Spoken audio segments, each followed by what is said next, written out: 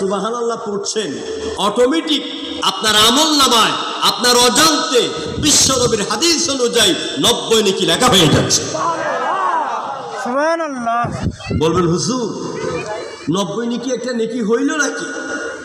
আল্লাহ নবী বলেছেন কিয়ামতের ময়দানে একটা নেকির জন্য মানুষ যখন বিপদের মধ্যে পড়ে যাবে, তাম পৃথিবীকে যদি 10-12 বিক্রি করা হয় তাহলে একটা নেকি সেই দিন কিনতে পারবে না।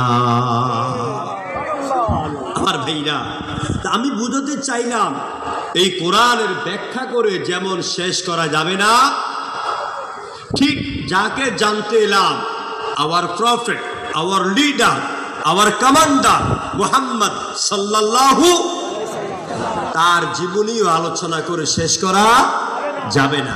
আচ্ছা বলেন তো, পৃথিবীতে কোরআন এসেছে কয়টা? হ্যাঁ, আজকে শিখে যান, কোরআন এসেছে দুইটা কোরআন।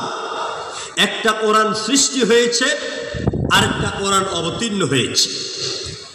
যেটা অবতীর্ণ হয়েছে এটা হলো থিওরিক্যাল কোরআন। এটা আপনাদের ঘরে আছে, বাড়িতে আছে, মসজিদে আছে, খানকায় আছে, সব জায়গায় আছে, এই মঞ্চে আছে। আর প্র্যাকটিক্যাল কোরআন যেটা, সেটা দুনিয়ার থেকে বিদায় হয়ে গেছেন। সে প্র্যাকটিক্যাল বাস্তব কোরআনের নাম হচ্ছে মুহাম্মদ রাসূলুল্লাহ।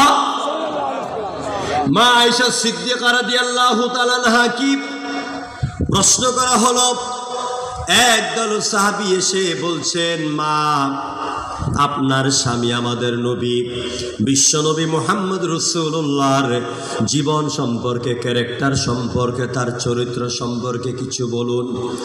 মা আয়েশা সিদ্দিকা রাদিয়াল্লাহু তাআলা আনহা পর্দার অন্তরাল থেকে বলছেন, ইয়া বুনাইয়া, ও আমার কলিজার টুকরো ছেলেরা, আপনারা কি কোরআন জানেন না, কোরআন পড়েন না?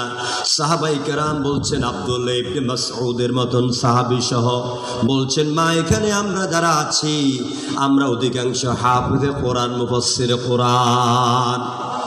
মা আয়েশা বলছেন, ও আমার কলিজার টুকরো সন্তানেরা, যেহেতু আপনারা কোরআন সম্পর্কে এতটা মাহের, এতটা অভিজ্ঞ, তাহলে আল্লাহ নবীর জীবন আর চরিত্র সম্পর্কে আমার কাছে কেন জানতে এলেন?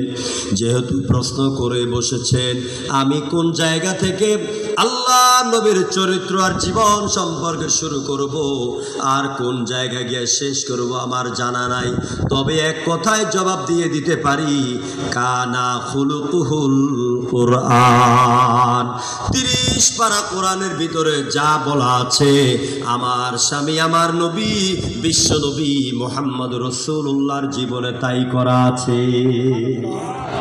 জোরে কোন আল্লাহু আকবার। আমরা সেই নবীকে জানতে এলাম।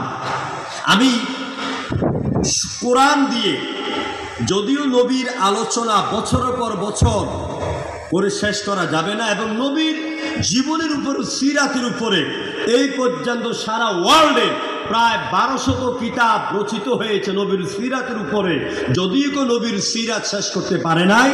আমি আপনাদের সামনে নবী কেন এসেছেন এখান থেকে শুরু করে নবীর ইন্তেকাল পর্যন্ত 30 মিনিটের ভিতরে আপনাদেরকে একটা সুন্দর এই ধারাবাহিকভাবে একটা চিত্র আপনাদের সামনে তুলে ধরব।